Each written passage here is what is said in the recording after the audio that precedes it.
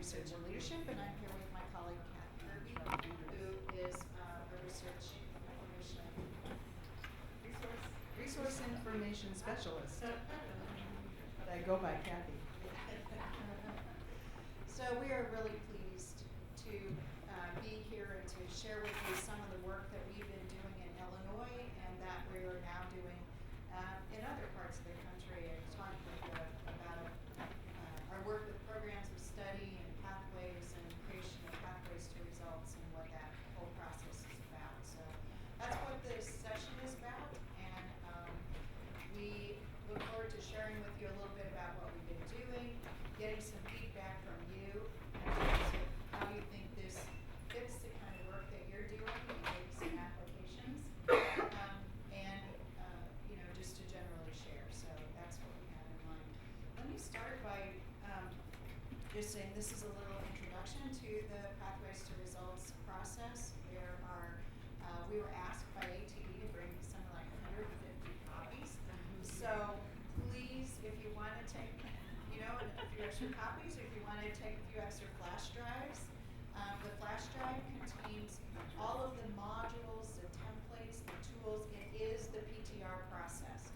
So this is just a tiny little piece, but you can go into those modules and actually do the process. So please help yourself. You're here, and we'd like you to have the resources. So I'm going to dive in here just a little bit. Our office has been involved in this work with pathways and programs of study for many, many years. We have, Johnny Debra, my good friend here, many, many years. Many years. Yeah. We were part of a national research center that deals with career and technical education for the U.S. Department of Education for many years, and had done a lot of research and R&D work on creating better pathways for students from high school into community colleges, and our office conducted the National Evaluation of Tech Prep, for example. If you've been around long enough, you know what that was all about. So what happened, though, is over time, we were invited to get to be part of other projects, and a lot of those projects are really about adult transition. So we began to take a lot of what we had learned in all of that work about how to better align and help students move from high school over to the adult education world, either in the area of workforce development or in the area of adult ed and ABE and GED completion. And so over time, our office has really been able to look at kind of that full gamut of learners who are moving through, or we hope are moving through the educational system, and the creation of pathways and what we refer to as programs of study. So if you have any questions as I'm talking about this, please do stop me. This can be interactive. We're happy to answer your questions or hear from you in terms of how you think about some of these things, because I think that's why this is important. One idea I want to plant in your head is that as we were doing our work on Pathways to Results, we were really studying ATD a lot. We weren't part of ATD. We were looking at all of the continuous improvement, how to mine data, how to really do this kind of work. Well, we were trying to learn as much as we could from ATD. So it's not a mistake that you see some strong parallels in how we think about the data collection, because we were learning a lot from ATD. And as we talk about some of the teams that we've worked with in Illinois on Pathways to Results, some of those teams, for example, Danville Area Community College, was a new ATD school. And so we were sort of seeing how they were dealing with ATD, and we were saying, well, how does that fit this idea of Pathways to Results? I'd say the thing that you might want to think about isn't so much how data are used, because those are very, very strong parallels. It's the application of this process to the creation of pathways. So, and it's not sort of just concentrated on developmental ed. It's focused on how do we really create that whole sequence of experiences for a student from the time or before they enter, the community college all the way through to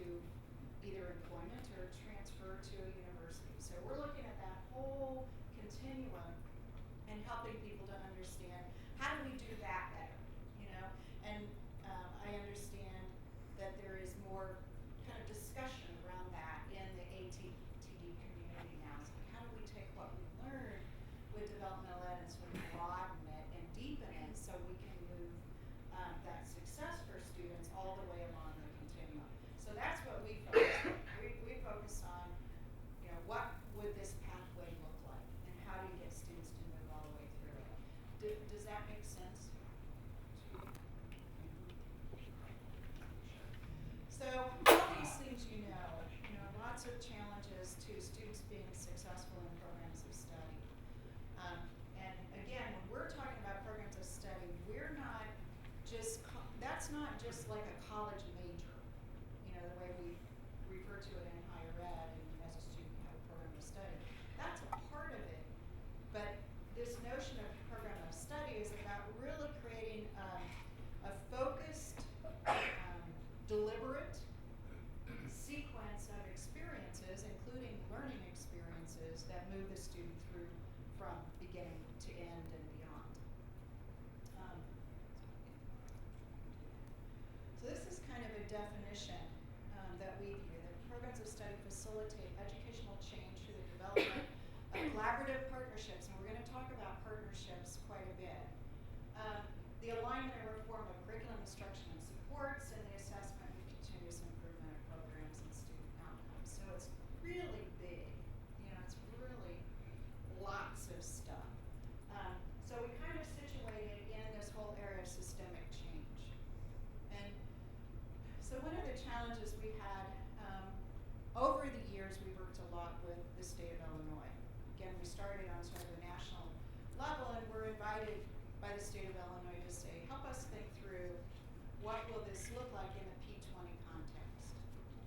So we became advisors to the state and helped to create, I'm going to get to pathways to results, what you have on your table, but it all started through really deliberately thinking about what do we mean by program of study. And this really did come out originally from the Carl Perkins work.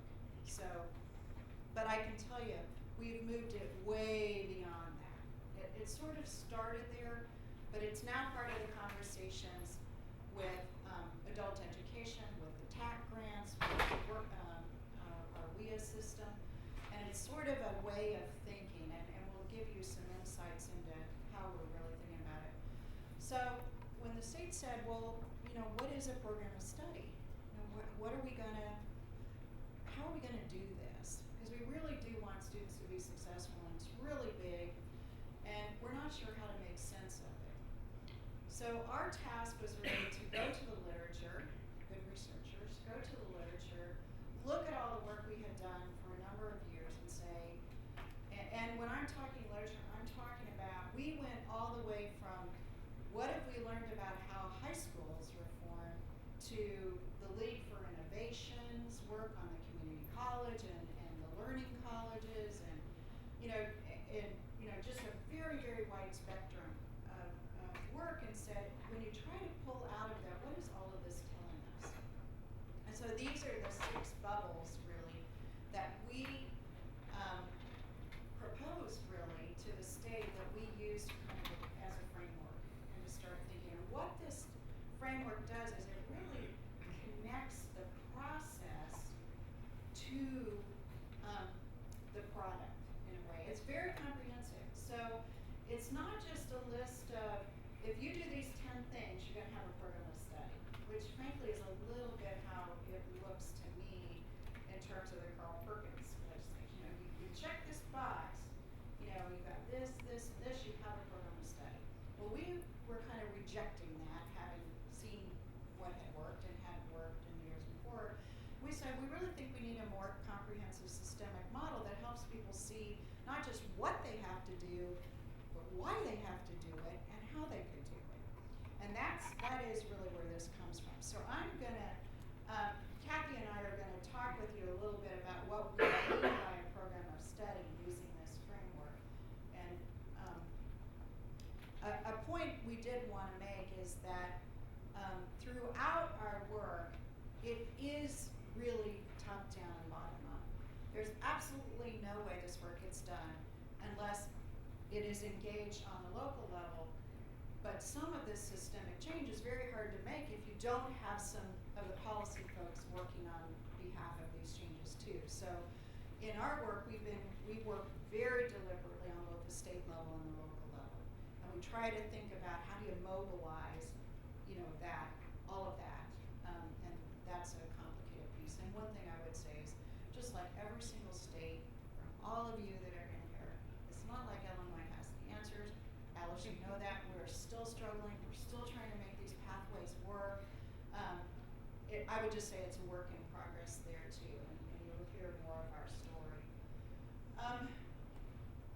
This is a piece. Leadership, organization, and support is where it starts. And this is something that I think is really, really important for those of you that do ATD work. And I could be wrong, so you correct me here, but a lot of the work that I see around ATD is done within the institution. Now, sure, some things are done outside the institution, but there's a lot of demands on leaders and faculty and support staff and students to make changes, deep changes in the institution. And that is extremely important. In the world of program of study, when you're trying to move students from wherever they are before they get to the institution, through your educational experiences to employment or to the university and transfer, we have to think bigger, because focusing just in the institution is not going to create the kind of relationships that are needed to create that pathway. So to me, this is like a really, really fundamental point. Partnerships are not optional. They're just not optional. If we're going to create pathways with programs of study that really work, then they have to engage partners. And you really have to think about, where are we taking students, from where are we taking them initially to where are they going? And partnerships become absolutely critical. And so that's really a big focus of this first initiative, or this first kind of principle around, developing and supporting these programs of study when they're led by collaborative partners, because the resources that people bring to bear, the support that is there cannot be replicated in any other way than having those partners really working together. So it's both internal and external, and it's both formal and informal, and it's really a critical piece. So I'm going to then have Kathy talk to you some more about this. Some of the language that we used when we were doing the literature review and girding up what we believe should be a part of this program of study reform were the 6 bubbles that Deb referred to on one of the earlier slides. We called guiding principles. And those came a lot from literature review and from our experience of knowing what was necessary. Supporting every guiding principle were what we called design elements. And those were, back to the slide of top down and bottom up, those were drafted by some researchers in our office and reworked and examined and redrafted by teams of stakeholders, because we did believe very strongly in the partnership concept. And so for each of the 6 guiding principles, we developed design elements that supported that principle. Design elements not to tell people how to implement programs of study, because we recognize their how is going to vary from site to site, as it should, but what should be included or considered we felt needed to be not prescriptive, but at least illustrative, so that everyone could look in the right direction, or what we believed were the necessary components. So the access, equity, and opportunity principle, and all of these principles they're not steps, they're equal, equivalent to one another, and necessary to support program of study development. But this one was, it's like picking up your 6 children, which is your favorite. It was you. It was me too in my family. But this one was very close to our heart, and you'll see this principle show up also in the Pathways to Results work when we get there, because we recognize that not only the access piece was critical, but we were working towards the equity conversation, which shows up much more strongly in Pathways to Results. But we wanted this principle to be up front and forward in our program of study redesign. So what you see in the bullets on the right are some of the design elements that support this principle. So if you read those, and I think if you take just 10 seconds, there's nothing there that too many people could take issue with.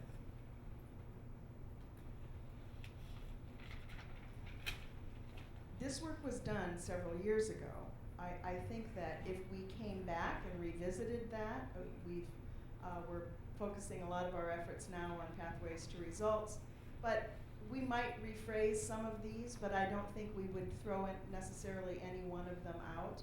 And as I said, they were vetted with the stakeholders implementing programs of study, and we took their advice to heart. If they said, I don't like this word, let's rephrase it, we did.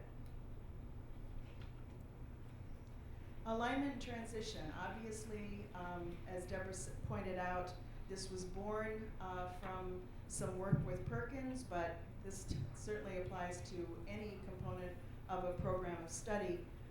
Alignment has been in the Perkins legislation for years. It's critical in the pathways concepts, not having students not repeat material that they've taken before through careful collaboration among faculty at different levels, and making sure that what students take is relevant to the people who will eventually employ them.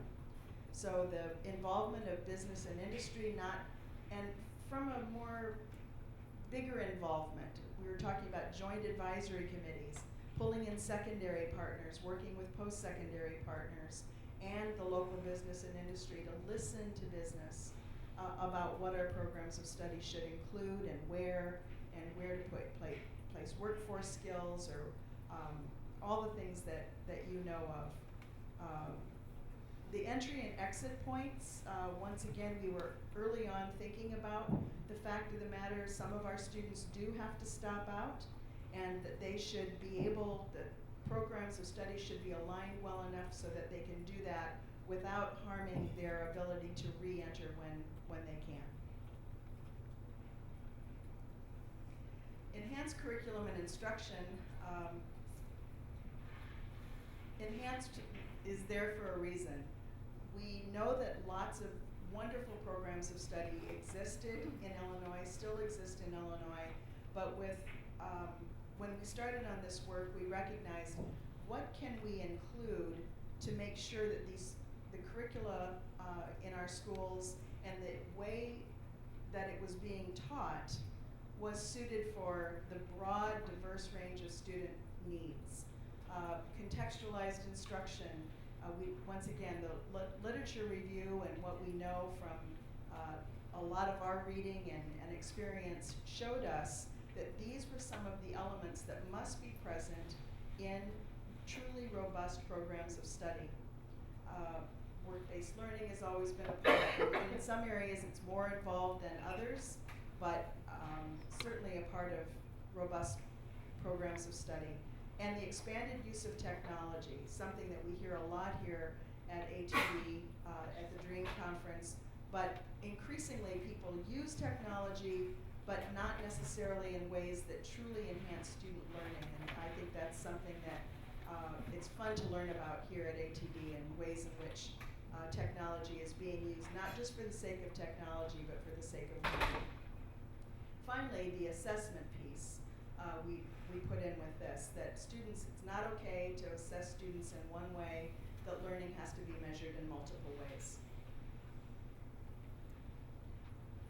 Professional preparation and development, we were all about making sure that professional development was improved. More than the one shot, go to one conference, or a one-day conference and say you've had professional development, but rather, what are the models of good professional development that actually change behavior? And what kinds of professional development actually change what happens in the classroom. All kinds of professional development are good. We know that, but with finite amount of resources to be spent on it, getting the most from professional development that actually impacts classroom instruction was our goal. Kathy, one thing you might want to mention when we're talking about this, it reminds me of the work, you know, that we were doing with classroom instruction in K-12, but when we took on the work with adult ed, this professional development piece took on even bigger proportions, and Kathy really led some of that work, and I don't know if that's of interest to people, but that really became a very, very important piece for adult and post-secondary instructors and support service folks. And one of the things that we were able to do, partially through our involvement with shifting gears, we didn't look at who was involved in professional development. Some of the workshops that we put on, in fact, we had a day-and-a-half-long conference that everyone was invited to, and it was one of the first times that I think we reached out to our adult education audience, and they had their own little, in Illinois, they have their own professional development silo, and so does post-secondary and CTE, and it had been done in that way in the past, which is not particularly efficient. But when you talk about making learning relevant for students, contextualizing instruction, it only made sense to invite everyone to the table, and I think that continues on, by the way. This was maybe 3 years ago now, and it has been to all of our benefit to be in the same room talking about the same types of professional development, or the same topics that serve all teachers. And it has helped also create this concept of pathways, because adult ed was not at the table early on in this pathway concept, and they are fully at the table now. So we like to think we might have had a little bit to do with that. Program improvement and accountability is the 6th guiding principle. Once again, perhaps the most important or the favorite, but I say that in jest because of course they all are. We recognized in this revision of programs of study that if we weren't going to collect data that we could use at the local level, as well as provide better and more reliable data at the state level for compliance purposes, that we would never prove that programs of study and career pathways work. So we had a several-pronged approach to using data, asking local sites to use data at the local level, and we'll go into that a little bit more. But we also expanded, encouraging them to look at labor market data. Sometimes people do that very well. Other times that's a new place to look. Or collecting longitudinal data as well. Setting performance targets. And finally, disaggregating the data either cohort-based or by special populations or any other population by which you can really get better answers to your questions about who's succeeding and who's not. And this was new to many of the people that we started to work with in this initiative, and it has been very rewarding, and the conversation continues. We're still working on this very hard, and you'll see that in Pathways to Results. So, would like you to just take a couple of minutes at your table to talk about, we assume you chose this session because something about programs of study or career pathways interested you. So what pathways and programs are you implementing in your state or at your college? And what kinds of evidence are you collecting? We know you're collecting evidence at your ATD colleges. So what kinds of evidence are you capturing? And we'd like to hear that. So take just a couple minutes. I don't know, some of you might not know one another at the table, and then we'll hear from all of you briefly before we go on.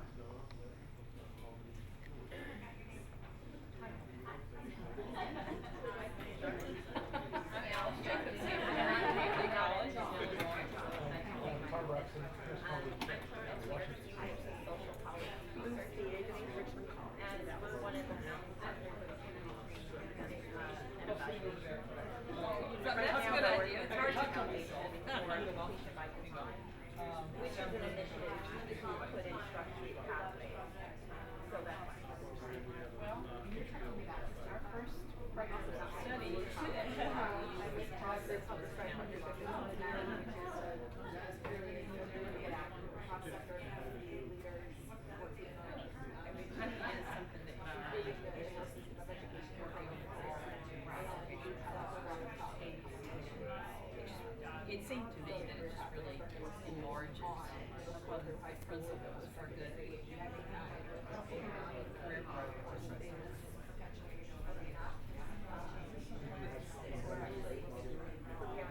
We had advisory committees. But you can see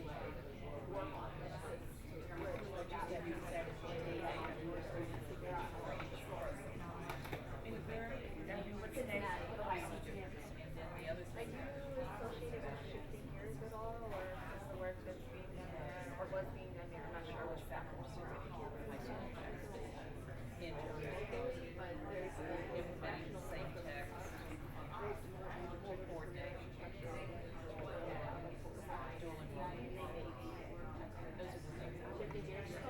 Well, yeah, shifting gears was, I believe at the state level, I know that. I'm just here because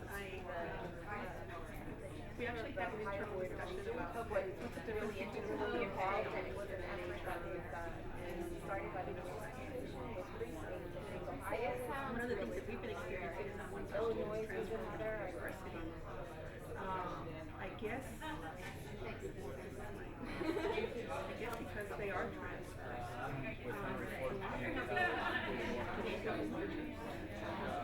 so that would be one of my questions to her, have they looked at that at all? I suspect that one way the university is transferred is by talking about college transfers into double majoring. Anytime, every student that comes through, oh, think about being a double major. No. Right. It's usually another minimum of 21 that's initiated. No, Aiken is in South Carolina. I mean, this is what I perceive. 4 months ago, so we've got a lot of And so that's why this would be also interested in. Or if No, we it's show our a students, okay, if you want to institution that's been internally career, focused. this is the way to get there, and they, so that they can really think about, do I really Teaching oriented learning is not a factor. It's really, all it's just about instructors. especially since the 60% of our students are in college, they don't have to work. So I'm always curious to see what Well, That would be federal, I have heard. and there's been a couple of versions They, over the years. yeah, they're still doing Randolph. Before my time. I think what you mentioned first, tech prep. maybe it's not just transfers, maybe it's Tied It's everybody. But anyways, Perkins will be on a new version of Congress Acts on it in the next year or so. But nonetheless, Perkins money goes out to all of the K through 12, mostly high school. I mean, I would love to see something already set out as far as, start here, if you're here, this is where you start. Moving around so my back is killing me, so just ignore me. My contortions. Yeah, talk about it. I've got some sort of back spasm, so I got to move around. So it's to help schools purchase equipment, professional development, to keep career-oriented programs, because they're the most expensive programs. The cheapest programs are sociology, all those types of things, psychology. So we pack a lot of students. They're very cheap. So all you need is whiteboarders. So Perkins helps schools very easily. Now, when the money gets allotted, there are certain things that are required from the federal government, but it also gives the state essentially distribution. So Michigan does it different than South Carolina. And this program to study is coming from the federal government that colleges and high schools, career centers, middle schools try to create pathways for students that are much like the Gates Foundation designed essentially giving a student at a young age a clear pathway, what courses to take, what to do, and the advising built in so that they can go straight through for an associate degree of 4 years. They get the lion's share. And then there's a smaller segment that goes to but it's to support those career-centered education or any kind of program that's career-oriented, business program. Me, for example, I'm sent to Southwest College, so I'm new to Community College. I chose this workshop basically. At my institution, they have a gap. We don't learn this stuff. Well, obviously, the district of Los Angeles, community college district, we have 9 colleges. And Southwest is one of the institutions that is Exactly. And one of the things I do when I'm not faculty, but I'm somewhere from 19% racial transfer rate. So it's very low. Persistent rate is extremely low. So in there, I was with freshman year experience program. The reason here is because this is our second year as an what are they asking for? we started to as a structure. And so that has been putting things there is a lot we have mandatory orientation, but it's really, it's 1 o'clock out. And really, so I started last year in January. And when I went over there, the session lesson was less about 15 minutes. Right. And then several of my students, obviously, they share the experience with the same thing. So it's really not an orientation. And then whoever presents and the orientation to sign up. Because without the orientation, students could not take the assessment test. And without the assessment test, they could not register for classes. And so this is really what we see students bypass. And if they automatic student who had transferred over to the so there's a lot of is majoring in German. What kind of job you're basically German, what the pathway result. How do you see how do you see result? I mean, we only at second year we have and we had the discussion of what you want to teach, then you have to get your teaching certificate, right? That's what I'm here. And I do hear my logic brain inside of my brain, but I just make them calculate. I'm Bridget Dyer. I'm supporting the health college versus okay, so how much of your German degree would it cost? So if you add 21 hours each, because and they've actually so far to say, I'm good. To get another degree in Spanish. And so I had to calculate, how much is your degree going to cost you? How much is the Spanish degree going to cost you? And how much are you going to be in debt when you graduate? Now, how much does that linguist job? I go through the numbers, because they're making these decisions without the basic but our coaches and students are like, now, how are you Innovation Myers-Briggs helps them. how are you bringing it into the court?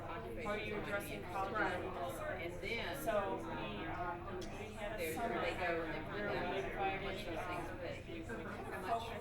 right. We knew we needed to focus on the problem areas and look at our data.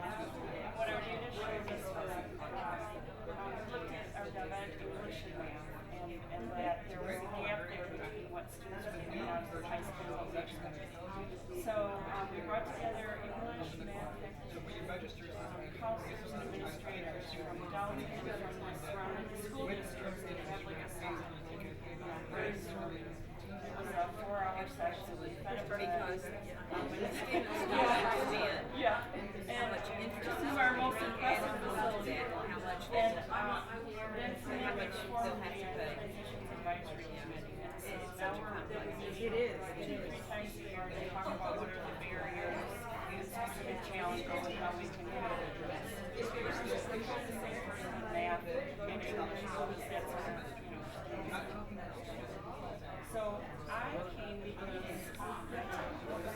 Okay, I want to see how they are. just to keep things things moving. I thank you all for what I could overhear was a very rich discussion. I heard people talking about, we have someone here from South Africa, so given with what we were asked to do last night and what we would want to do anyway, welcome and thank you very much for attending the session. This gentleman was talking about a very different, well, not so very different system in South Africa in how our traditional old vocational education pathway limited students' mobility along what we would call a career pathway now, and that was what interested you in coming to this session. So believe me, we had that sort of thing in mind, not to the degree I think you shared still goes on in your country, but we all know that still goes on in our country, and many traditional, call them programs of study, call them track, call them what you want, but we have programs that do not adequately prepare students for post-secondary education. We think we do. We would never say that we were deliberately keeping students in a particular track, but in many cases we know that we aren't preparing students. So this Pathways to Results, what we're talking about, and the types of programs of study that we were describing with these guiding principles was meant to deal with that dichotomy in our educational system. We're not there yet, but we believe that if we come back to the principles that are good for all students, we'll eventually get there. And so the eye is constantly on getting rid of, what's good for the goose is good for the gander. I can hear my mother saying that. But we know that it's good. If it's good for the students who are least likely to succeed, then all students will benefit from that. And that's the goal that we keep in mind as we move forward. Does anyone want to share some enlightening moment or particular issue that you're still struggling or dealing with in your implementation of programs of study or pathways?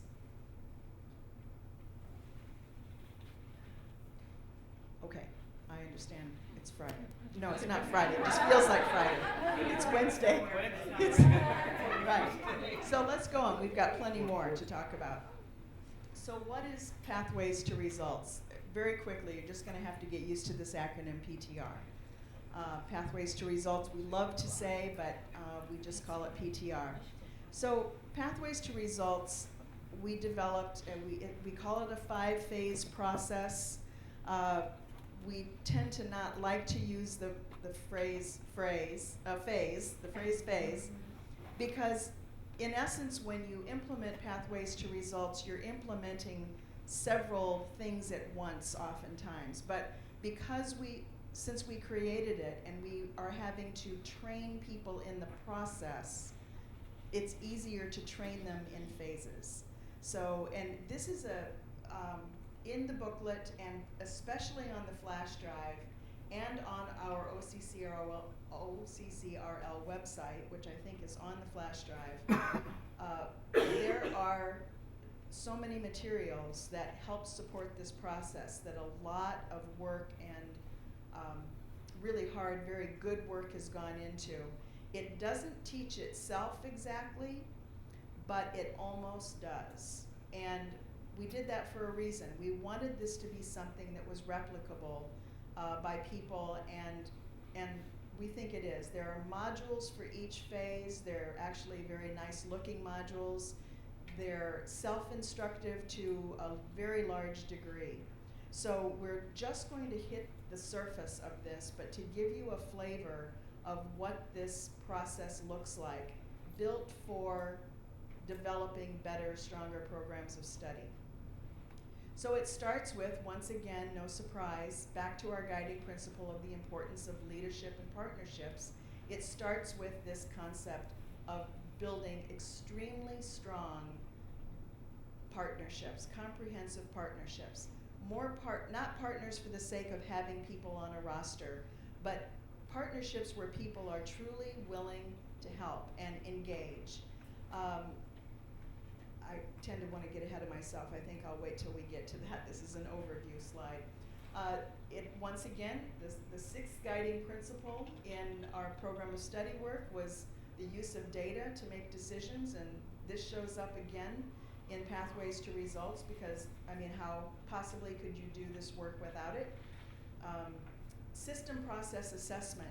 PTR was born from some very good concepts colliding, and not by happenstance, like that asteroid that's coming this week. Have you heard about this? It's not like that. We knew what was going on, so there was an intentional collision of some very good concepts that we knew needed to be in the presence of one another to have a strong process. So continuous improvement was one of them. So you see the third little point there, system process assessment and mapping. We recognized that people needed to understand what they did better than they do, and in fact that has truly turned out to be the case. People thought they knew the recruitment process, but not until they mapped it did they realize, wow, there are huge holes in this process. Maybe that's why some students don't make it, right? The next item here, implementing improvements based on the data that were gathered earlier on, and deciding and determining how are we going to know if what we're going to change worked. Instead of doing the same thing with the money that you get or the time that you have every year without examining it, or let's say we're just counting the number of people that show up for an event that we put on, let's see how the data are showing that students are actually achieving or not achieving. And finally, because this is a process that we impose on faculty and staff and administrators, what are we learning about what we're doing? So the final phase of Pathways to Results is a very deliberate, sit back and have a conversation about what did we do and what did we learn about it and what are we going to do differently the next time? How are we going to sustain what worked for us? How can we scale what we just did to another program of study? Because once this becomes just the way you do business, it's very easy to transplant it to another part of the college or another initiative that you have. In fact, with some of our colleges, they started doing that before we even got to this point. They came to us and said, you know, we get this. We get this. We're gonna, is it okay with you? We're gonna do it in another, not only is it okay with us, we're thrilled to hear about it. So let's get into this just a little bit deeper. These are the goals, and I'll go over in a minute. If you like to look while I go through these phases, they're outlined in your at-a-glance booklet. So the goals of Pathways to Results are to improve programs of study using an inquiry and equity-focused continuous improvement process. Once again, the inquiry-based, we're asking questions all the time of each other, of the data that we have to show. The equity focus, I think we always give credit to the heavy influence that the Center for Urban Education, Estella Bensaman and Alicia Dowd had on this process. Once again, that was not just a happenstance collision, but that was a deliberate collaboration with those two wonderful researchers and people on the equity focus, and you'll see it show up very strongly in this work. Improving outcomes for underserved students, both racial and ethnic minority, low income, first generation, and any other population that does not achieve at the same level that other populations achieve. So we were looking at, once again, not how well our STAR students are doing, but the conditions under which some of the students who don't achieve, conditions that impact them in ways that are never intentional, I'd like to think, but happen to affect some student populations more than others. So we have a laser focus on those kinds of opportunities for improvement. Using data to make evidence-based decisions again. Obviously, that's a big goal in Illinois, as in many of your sites, maybe not ATD colleges, but at historical points, I'll just say it that way, that's safe enough. Not often enough do some people who are charged with implementing our programs necessarily use data to the extent that they could or should. And I think ATD has done a great job of raising that bar, and obviously I'm preaching to the choir talking about that, so I'll stop with that. Finally, aligning pathways to results to policies that seek to improve student transition, college and careers. We're not the only, this is an initiative, but there are lots of initiatives that are going on at all of our colleges. And pathways to results can complement and supplement what the college is already doing, whether it's a self-assessment study or any other of the initiatives that colleges have to go through or choose to go through to improve what they do. This only helps them do that. So we felt that the goals could dovetail nicely with what colleges were doing. So this is what the process looks like in phases. Those are the 5 names. You can see that better in your booklet probably than on this slide. But there they are in a nice little circle, and they are all connected. The little arrows between show that. So to the very first phase of engagement and commitment. We were talking, as we said earlier, that engagement and commitment was about involving probably a richer, more diverse set of partners than perhaps had previously been involved in programs of study. We talk about in this that, from the very beginning, when you apply for a Pathways to Results grant, and that is one of the ways that we're implementing Pathways to Results in Illinois. It is a grant. It's a small grant, but it has a lot of impact. We ask our applicants to say, come to us with the people that you think you need to involve that are going to address the issue in the program of study that you're trying to improve. And they have a process that they go through to name those partners and ask those partners for their input about not only what program of study you should choose, but what are the problems you think you might want to address within that program of study. So bring together not just the usual players, but think about a broad scope of partners that should be at the table, because we're not just going to look at the problem, we're going to come up with a solution. And oftentimes when we think about problems, we don't think about how we can fix them, and sometimes the people that can help us fix them aren't included in our first group. So they come together with, thinking about if middle school needs to be there, if you're talking about a career development or career awareness, where does that start? Middle school. How many people thinking about programs of study think about including middle school teachers or counselors in this case? That's often who does that. So that's just an example. We ask them to gather information to decide what the initial problem is going to be. So we ask in their application, what is it that you want to address? What is it that you want to tackle in this Pathways to Results process? And we need a broad number of people at the table to do that. Then decide what outcomes will be affected by this, or are currently being affected by this problem. What outcomes do you want to improve? And so having them start to think about their improvement target from the very beginning as a part of this application process, and then we solidify that, or whatever the word is, I can't think right now, formalize it by drafting a charter, and we deliberately called it a charter. We have them sign the charter, all the partners should sign the charter, and that has proven to be, I think, more than just a symbolic gesture. We don't have them necessarily do memoranda of understanding, but in some cases they have chosen to do that. But having the formal process, in fact, one of the schools actually had a charter signing, not party, but ceremony. It was a ceremony.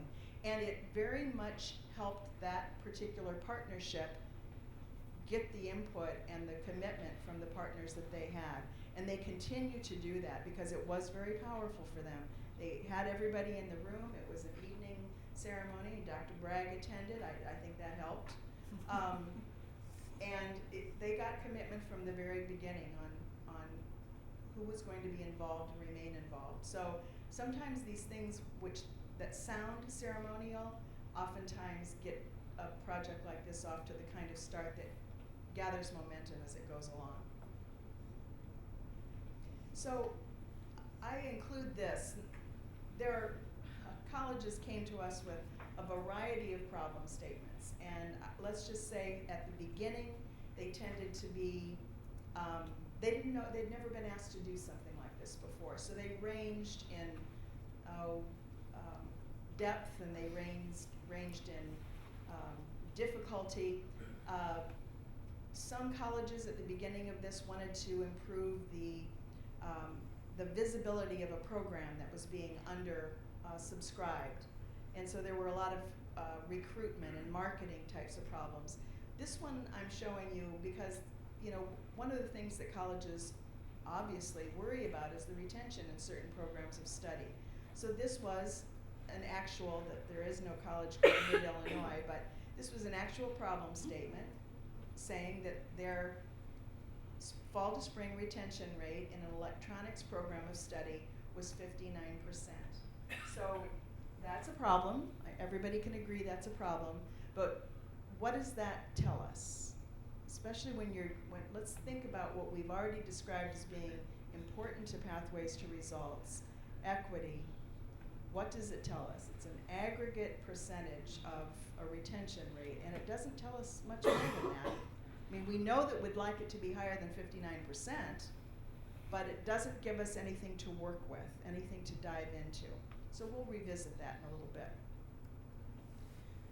So the next phase, if you will, but soon after the teams come together, we ask them to gather locally available data through the secondary and post-secondary systems, whoever is on that partnership agreement, to look at data that they can easily gather. Oh, I should go back to one group or one person that we request be a part of Pathways to Results is the IR staff at the community college. And we've had remarkable luck or success or whatever in having those people on board. I think that at first there was some trepidation by some of the members saying, I don't know if we'll ever get them, they're awfully busy. And that's true, they are very busy. But we have had tremendous success in getting IR staff to buy into this, and actually we've got some IR staff that absolutely love this process now. And we don't tax them in the data that we're asking of them. I think that it doesn't take a lot for them to gather. We actually also ask the secondary system to provide their data and their data information system. We have some success also with this secondary state agency in Illinois that can provide it if they can't get it at the local level. So that has not been a problem, which we're very grateful for, because without the data we can't really go on in this. And we've always gotten what we've needed. So we look at equity concepts when disaggregating the data, and we've got a chart to show you here in a minute, because the whole point in disaggregation is to look at where the equity gaps are, and thus becomes the focus of our activity and the focus of where we're going to insert our PTR process. So the whole concept of this is looking at not just that 59%, but who makes up that 59% when you divide it, slice it and dice it. And these are some ways that that we have looked at data. We prepared it when we started PTR, and we still prepare data templates for the local sites to fill in. And sometimes they've come to us and said, we like your templates, but we would like to look at our populations by X, Y, or Z. Is that okay? And our response was, absolutely. How can we help you do that? And so we were thrilled when people started to begin to capture this and say, this is all fine, but we want to look at it X, Y, Z. Maybe we want to look at it by high school, or our feeder schools into our program. Any way you want to look at it, we're happy to look at it with you that way and help decide where the equity gaps are. So these are two screens, two sample data templates. In the first one, let me get closer so I can read it, because perhaps you can't very well. So the 59% comes from this total here, fall to spring retention rate for 2009 enrollees in the program of study. But then we separated out by race and ethnicity. We always have some non-reported data, so that's part of the deal here. But even within this, and this was not actually a real one, we populated these with numbers so that we have done this in Illinois. We didn't want anyone to be able to identify where this might have come from. So we have a retention rate of 49% of African American students to 87% of American Indian students, which don't populate very much in Illinois at all, to 27% of Asian American, to 93% of the Hispanic Latino population, 69% white, and 67% not reported. So we range here from 27% to 93%, and guess what we learn from that? A whole lot more, right? So what is making the Asian American population not retain in this program of study to the level that the Hispanic Latino population does? And now the teams begin to get excited or scared or embarrassed or any number of other, it gets their attention. And it's from what we've been told, looking at data this way, as simple as this is something many of our teams have never, ever done before. Does that surprise anyone, or does it sound like doesn't surprise me? Doesn't surprise you? So we show them the data, and the templates that we provide them allow them to use the data at the local level. And I remember after year one of the teams applied for a grant the second year, and the person who talked to me said, our principal is already asking us for this data.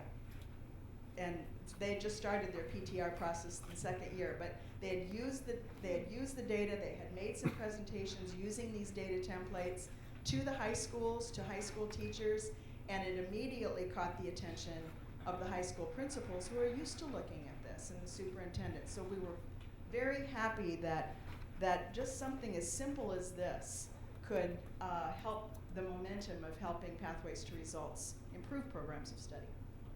Go ahead. So here's an example of the old problem statement, 59%. This is what the analysis of that simple data helped show, as you could see. And what I don't remember is if we have a new problem statement. Would you go on? No, we don't. But you can see what we ask our teams to do then is after you look at the data, revise your problem statement. We recognize that asking them to do this at the beginning, we're going to get a certain level of problem. But it's never too late. In fact, now is the opportune time to help them see just exactly how they could revise the problem statement to lead them to an improvement opportunity that's really going to impact and close that equity gap. So that's about part of the next phase then. So it also helps them decide, all right, we've got a problem with retention, and that involves lots of processes. Just shout out. If you were thinking about retention, what processes go on in your colleges that might impact retention? E-alert tutorial. Pardon? E-alert. E-alert tutorial, okay. What else? You've got a problem with retention. What process at your college might impact retention? Financial aid or lack thereof. Assessment. Students aren't assessed properly, or sure. Advising and orientation. So you can see there are lots and lots of processes, and we can't do them all. In a PTR process, we think small but powerful. So we think, okay, generate a lot of ideas about what processes you're going to look at. And so we ask them to narrow it down to one, or the super overachievers sometimes do two. But this is where it gets time intensive because we ask them to identify a process and then go through process assessment, process mapping. And this is a very active phase of Pathways to Results. Once again, people who have not done total quality improvement processes have never done this before, but we ask them and, hold back. People already have solutions by now. You know that, don't you? So they know what they want to fix. They've already spent the money. In fact, they wrote the grant thinking they needed a piece of equipment to begin with. No. Let's go back and what did the data show us? What process is going to be the most helpful process to improve, to close the equity gap? We keep going back to that. And that was a learning process when we started doing Pathways to Results, to slow people down, to trust the process, to guide them in what they were going to do. So we asked them to describe the steps of a major process that impacts, in our case, retention. We've already decided that could be a lot of things. So slow down, pick one that's going to improve things for those students who are having the most trouble achieving. Then what sort of contributing factors? Now you will find in the Jump Drive and on our website a lot of materials that we have provided, researched to help people do this. All of this stuff is supported with tools and templates.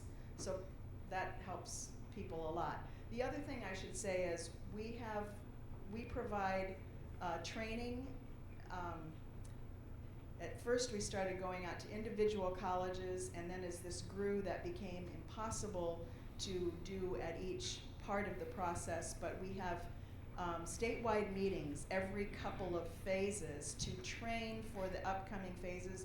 We have modules that are self-tutorials on our website, so people can progress at, if they want to progress faster, they can, and they do. We have them do a major process inventory, which I already talked about. This just shows an example of a brainstormed list of functional processes that might be associated with the problem. There are lots, this could go for retention, this could go for a lot of different issues or problems that you're looking at. That's just an example of what one group came up with. You can sort of see some shading. It doesn't show up as well here. So we asked them to first start with a brainstormed list, then narrow it down to a few, and then pick one or two if you've got eager beavers, and we do have eager beavers in Illinois. And then map the process, and here's where we have to say, not the process as you've already figured out how you're going to improve it. Map it as it currently exists.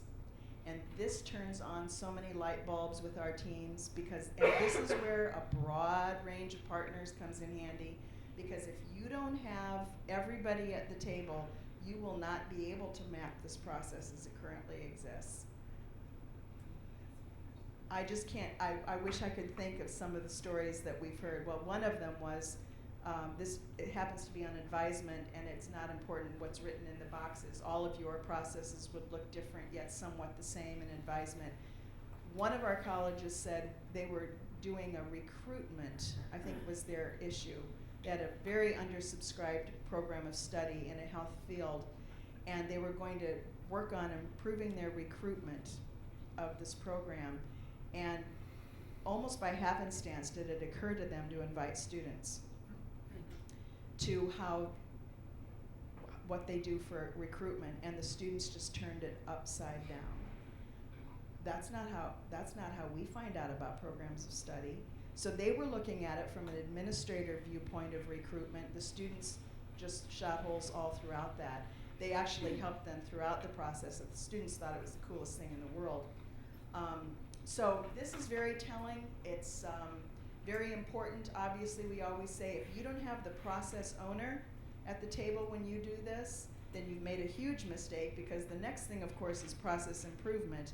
If you're going to set about improving a process that you don't control, then you've really messed up. So just like people sign the charter at the first, you can add people to the charter. When you recognize like this that we don't have who we need at the table, add them. And we have plenty of teams that have done that. Go ahead. So after you know what the process really looks like, truly looks like, enough enlightenment, because believe me, people are enlightened, you select a solution to implement, develop an implementation plan. Number 3, this was new to some of our teams. How are you going to evaluate your the implementing of this new solution? So we coached people on how are we going to measure whether or not this intervention has worked, and then the people actually begin to implement the improvement and begin to evaluate the solutions. Now this happens in some of our sites, not within a calendar year or a school year, but over the summer and throughout the fall, and we come back and follow up with sites on this. But this is the fun part. It's the part that people want to start with. But we take them through this very deliberate understanding what the real problem is, or what we think the real problem intervention point could be. Go ahead. And then finally, as we said earlier, review and reflect on results of pathways to results. And we were very much interested, as I said earlier, in finding out how we can replicate this. Once this becomes the way people think about how to implement programs of study, they can just do it. It doesn't take a lot of money to do this. It takes organizing people in different ways and maybe having different kinds of meetings and talking about things in different ways. But of course, we're very much interested in people sustaining the gains that they make. And so that kind of conversation has to go on. And it is going on in a lot of sites. This is a fun phase. People tell stories, and I mean that in such a way as people reflect and actually write a self-reflection of what pathways to results, what they've learned through it, and then the teams combine their individual stories into a group story, and then that group story gets shared among the entire group, and a celebration. I think someone last night was talking about the importance of celebrating what you've learned, and that's how things become a part of the fabric of continuous improvement, and how you can build from that by recognizing what you've learned and what you're going to sustain. That ends the cycle of pathways to results, just one cycle, but of course it keeps going and keeps going. Yeah, so I wanted to share with you, actually, folks from St. Louis here. We were talking about where could we share a good example. So one of the kind of stars of our Illinois community colleges is SWIC, Southwestern Illinois College, which is down near St. Louis. They've kind of been involved for several years. Each year they come back and very deliberately think about a program of study that they know they need to improve because they've identified some issue with it already. And the college has adopted this methodology, but they sort of pick one area because they know this process will require that they kind of slow down and really think through who those partners should be, and take each step in a real deliberate way. So they've been wonderful to work with. They chose early on 2 programs of study in one of our first years. They were part of our pilot. We've been doing this for 4 years now. So healthcare and manufacturing were 2 areas that they chose to work in. And the reason they chose health sciences is because they knew that they had created such a complex application process that they couldn't actually get students into some of the programs.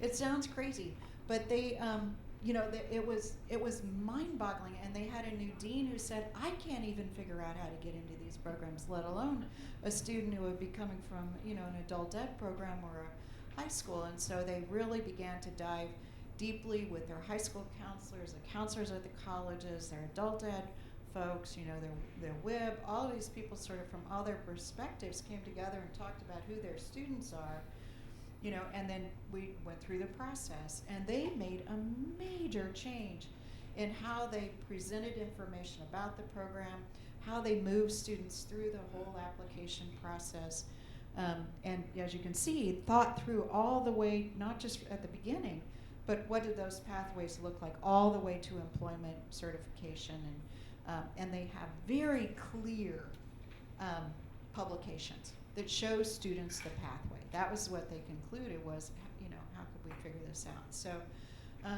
we could talk with you about a lot more of those. We have 48 community colleges in Illinois. Nearly every community college has conducted a Pathways to Results project. Some of them have conducted several of them. We conduct in March what we call Scaling Up Pathways to Results, and this year we have colleges coming back who are being sort of spotlighted because they don't have any funding anymore. It's part of the system. And so we want them to talk about, how did you do that?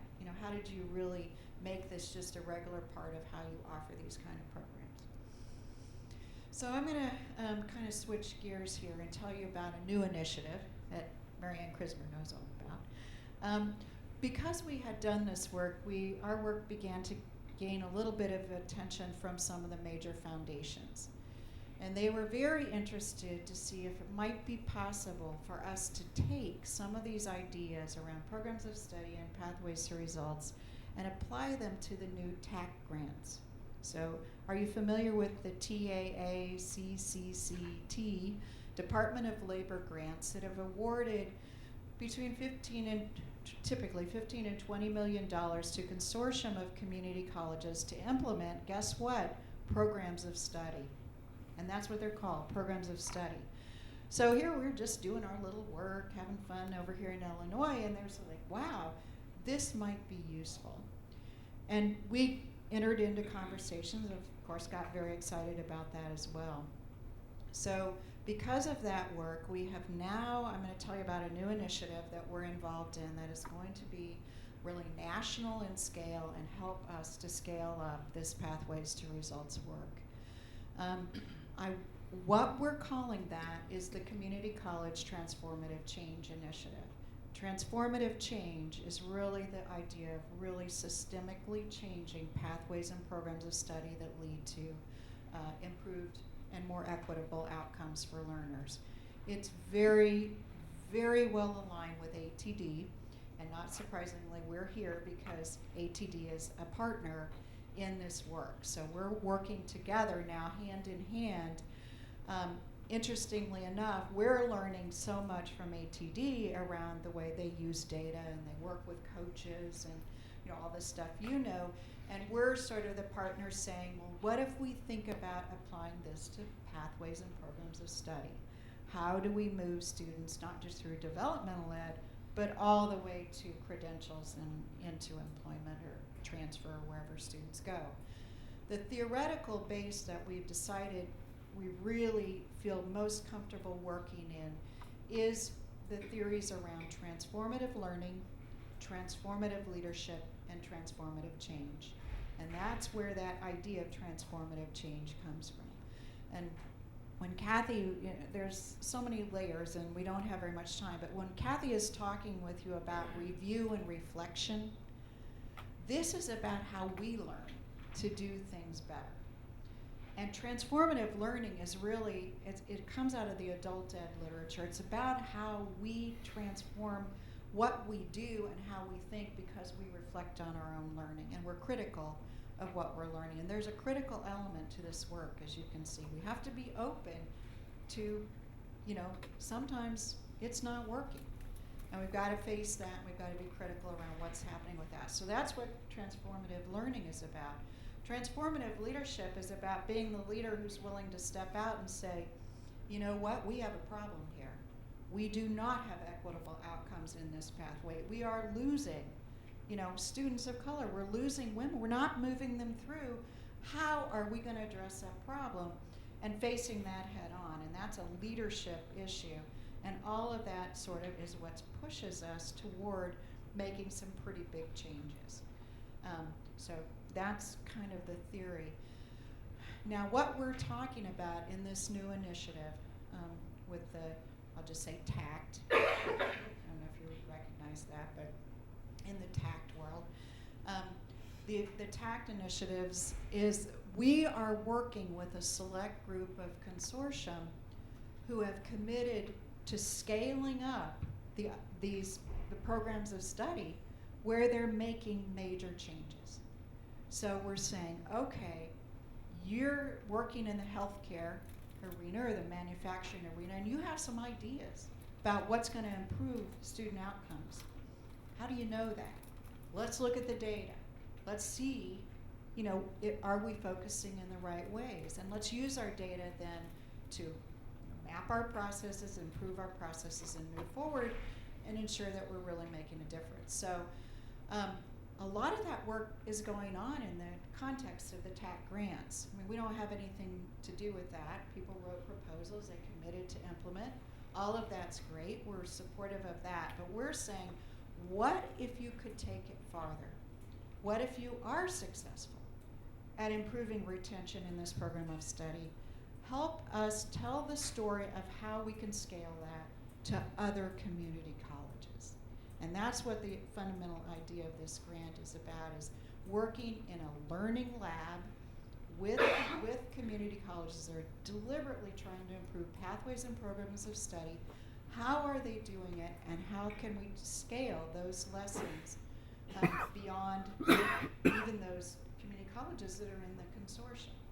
It's a bigger story, and we'd like to use our resources at OCCRL, and we have a very good partner, Mindy Feldbaum, who's the president of the Collaboratory, who works with us in partnership along with ATD. So that's very short, but it gives you a sense of how this is beginning to really gain some momentum. More? Yeah, go ahead. So this is the definition, and we're very, very new. Our project only started in August, the very end of August. We held our first learning lab here the 2 days prior to the start of this conference. Marianne and Donna were here with us. We are involving, at this point, 8 of the Round 1 consortium from the TAC grants. 118 community colleges are part of that, and we'll now be working with about that same number of Round 2 consortium, scaling up to over 200 community colleges who will be part of this whole learning lab. But this is the definition we're working with now. We are about raising performance to unprecedented levels without sacrificing the historic commitment that community colleges have had to access and equity. So you can see all those threads, are just kind of coming together. It's a beautiful thing. So we're very excited. We're about all of that opportunity. So what are we going to be about? We will continue this learning lab environment where we're working in partnership with the community colleges. They are forming a network, a collaborative network, so a lot of the various issues that interest them will become sort of the hubs on the network, so people can come together and learn from each other, and we can also kind of feed that with our research interests. We will be offering webinars and developing resources and support for the colleges that are joining in the Transformative Change Initiative. We're also, I think one thing that's going to be very cool is we're also going to be using our experience to do participatory research. So we will be, in a way, partnering with some of the leaders of the consortium who are part of this, inviting them to be part of our research team and visit other consortium. So Marianne, we'll be asking you, is there another consortium that you'd like to go to and learn about how are they doing? Something that you're trying to scale up, and we're going to provide that really cool opportunity. So it's not just the researchers saying, here's what we saw, do this. It's going to be a partnership where we sit down and say, here's what I saw and here's what I saw. And through that dialogue, we've learned in our office over the years, we've done this many, many times, so we have a methodology for doing this. It's really a very exciting way to learn together between sort of that theory and practice connection. Ultimately, our goal is to, it's just like all of you, it's to make a difference. We really want to find better ways to educate students and move them through programs of study so that they find their way wherever wherever they want to go. I mean, we can all relate to that. That's what we're interested in too. We don't probably have time for this, so I'll go on. I guess the last thing I would share with you, you can see how we're trying to push these ideas out to the community college. But one very exciting initiative for us is our office was named to be part of our state's Race to the Top initiative. And so the creation of STEM programs of study is a very high priority for our state. And our office was named the Pathways Resource Center for the state of Illinois. So we are now pushing these ideas even a little farther into the K-12 environment in terms of helping us create pathways that can help more students be successful. So we're very excited about that work. Our Pathways Resource Center won't be exclusive to K-12. We will use it as a hub for all of the work that we've been doing for adults and non-traditional learners. So it's not exclusively K-12, but it is a very important part of our work now to connect what we've been doing to STEM education and really find the ways to move more students, more diverse learners in particular. As you can imagine, the city of Chicago is a major recipient of our Race to the Top funds, and so we'll be doing a lot of work in the city of Chicago, the Chicago Public Schools and city colleges. So that's probably enough. This is a whole bunch of ways to find out about our work. We would love to talk to you and love for you to go on our website. I would tell you that we are in the process of supplementing our Pathways to Results with several new modules that will be coming out. One of them is a module on how to do more qualitative data collection, but particularly with students, because a lot of our teams really get excited about doing interviews and collecting data, doing focus groups with students at various points along that PTR. So we're going to document that. We're going to do a module on benchmarking, because one of the things we're finding is our teams get more experience. They want to learn from each other.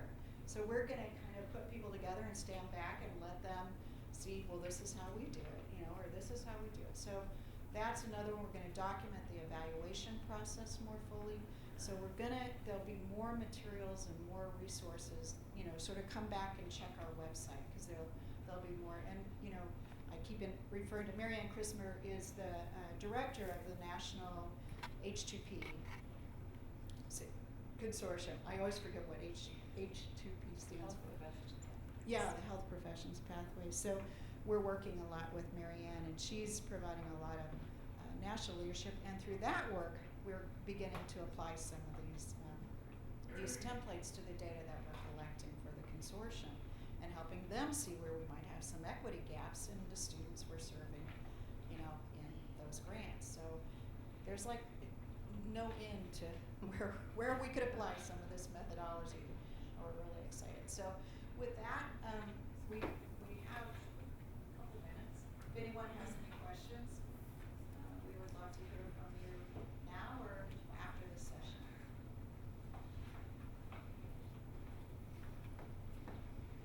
You're really welcome if you want to take, as I say, any of the jump drives or some additional materials that you might want to take back. We'll do that. I guess I have a question. So you're really only looking at, when you talk about putting students in the workforce, you're talking about putting students in the workforce after they get their associate's degree? Well, we also are interested in transfer. You are? Yeah, Okay. the whole pathway. Okay. Yeah. Have you had to deal with any issues concerning double majors? And what are you thinking about with double majors? Well, it seems like the new trend now is that when our community college students get to the university, they are talked into getting a double major. And which is all well and good, except for 60% of our students come from poverty.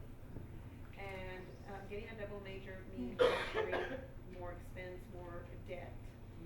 And so the question always arises is, with regards to, do I really need a double major or not? Yeah. And so that, to me, is a critical question when you're talking about pathways to workforce. So is it around supplementing their skill set because of the economy to ensure, better chance for employment after the bachelor's? Is that the rationale? I mean, I don't know. You would have to ask the universities. They're the ones who are talking talking. We have a to the research students- project. They're talking to students into doing that. Wow. I don't know, I mean, I'm not, So, it just seems to be a trend. wow. And which is all well and good. But for our students from poverty who, you know, are gonna be graduating with a lot of debt, you know, understand. and that's why I'm here today, because I do wanna learn about, you know, are there is there any information that we can share with our students about, you know, if your goal is X, this is the way to get there, you know, so that they have a better understanding of how to get there directly rather than indirectly. Yeah, well, I know, I would be happy to share something with you when we're done, but I can see everybody's on the edge of their seat, and I don't wanna keep people, but we are doing some other work on transferring the baccalaureate that might be of interest to you. Do you have a website for the community college transfer and change initiative yet? We do, if you go on OCCRL, Is there a link? and there's projects, you can pull it down. Okay, it's under the projects. Yep, and that's so new, we're just beginning to build out the resources there. And do you, are your participants, do they apply for grants to participate in the project? Is your college part of it? I don't know, and that's Oh, why I we want have to to find find out. out. If we're not, I want us to be, yeah. Yeah. Well, we could probably help you figure that out. Okay. Yeah, so we'll talk. Well, thank you, everyone. Have a wonderful evening, and a wonderful conference.